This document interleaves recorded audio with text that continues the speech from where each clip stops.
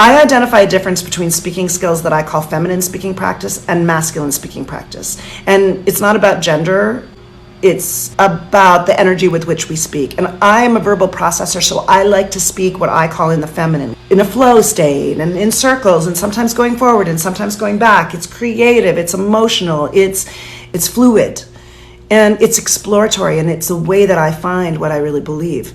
But sometimes it's necessary to speak in the masculine, which is clear, direct, and to the point. I claim the babbling, recognizing it as verbal processing and a feminine speaking practice. It gives me access to all the creative thinking that's happening in my brain and allows me to hear it out loud and even test it against another person's brain and see what lands. When we name it and say, I'm gonna babble now. I hope you don't mind me babbling. I'm gonna think out loud. I'm gonna speak in the feminine for a few minutes to see what I think about this idea. And I love speaking like that. But when I teach my speaking skills training, I'll often ask people to speak in the feminine for 2 or 3 minutes so they can explore their thoughts on the topic.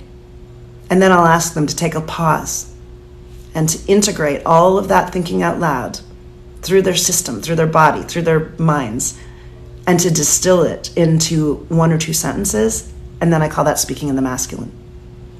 Now, that said, we want to be hyper aware of when we're speaking in the feminine, because if we do it unconsciously without contextualizing it or giving ourselves a time limit for doing it, we'll lose people because we'll say nothing.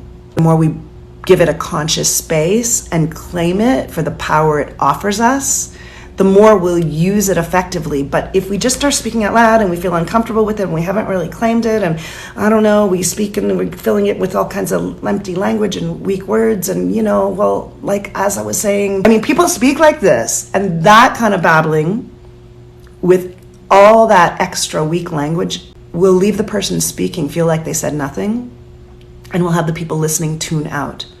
So even in a feminine speaking practice, it's still powerful to pay attention to reducing weak language, so that all the pieces we're exploring and the spiraling that we're doing has richness to it. When we know which way we're speaking and we claim it and we use it for the purpose it serves, we have access to speaking skills that are so much more nuanced.